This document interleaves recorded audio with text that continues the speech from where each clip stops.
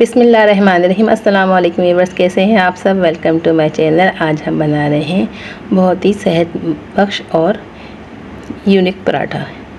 पराठा बना रहे हैं, इसकी परत खुलते हैं ये वाला पराठा। इसमें हमें मक्खन चाहिए 4 टेबल स्पून, दूध चाहिए हमें 1 प्याली, नमक चाहिए हाफ़ टी स्पून। इसके अंदर हम पिसी हुई चीनी भी 1 टीस्पून शामिल करेंगे और हाफ़ टी स्पून नमक शामिल करेंगे हम, और इसको हम दूध से गूँथेंगे। मक्खन चाहिए हमें 4 टेबल स्पून। अभी हमने 2 टेबल स्पून डाला है, 2 टेबल स्पून हम गूँथते वक्त इस्तेमाल करेंगे। अब इसको थोड़ा थोड़ा करके दूध शामिल करेंगे और एक अच्छी सी सॉफ्ट सी डो बना लेंगे।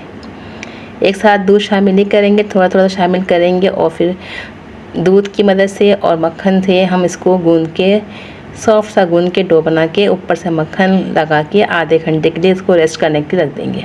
अब हमने इसके 7 पेड़े बनाए हैं। हमने हाफ़ केजी जो है मैदा लिया था, उसके हमने 7 पेड़े बनाए। अब हम इसको छोटे से पेड़े बना के हमने इसके रोटी बेली है हमने इसके अंदर पराठे के लिए। उसके अंदर ऊपर से हम थोड़ा सा तेल लगा देंगे हाफ़ टी स्पून, उसके ऊपर फैला देंगे इस तरह से। फिर इसके ऊपर हम थोड़ा सा मैदा डस्ट करेंगे ताकि जब हम इसके पराठे बनाएं तो इसके जो है लेयर खुले।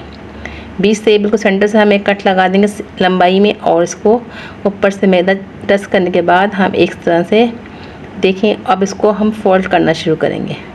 एक तरफ से फोल्ड करेंगे और थोड़ा सा टाइट से फोल्ड करेंगे ताकि हम जब इसका पेड़ा बनाएं तो ये बिल्कुल से लेयर वाले बने। ये देखिएगा इस तरह से आराम आराम से हम इस तरह से इसको फोल्ड करते जाएंगे और एक अच्छा सा पेड़ा बना लेंगे।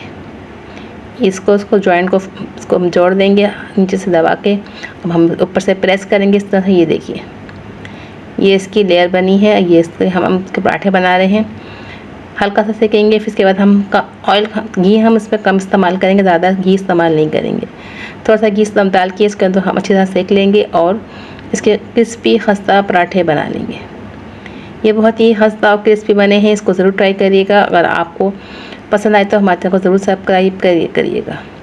सारे पराठे हमने बना लिए हैं। देखें इसकी लेयर किस तरह से देखें खुल रही है, और ये बहुत ही खस्ता और क्रिस्पी बने और टेस्ट में भी बहुत ही अच्छे हैं। तो ज़रूर ट्राई करिएगा, आपको और बच्चों को ज़रूर पसंद आएगा। आजकल ईद उल अज़हा की कुर्बानी की वजह से है तो हम आजकल टिक्का भी बना रहे हैं, कबाब भी बना रहे हैं। तो उसके साथ बनाइए, बहुत ही अच्छा लगेगा आपको, और कम बजट में घर पे बनाइए सफाई के साथ।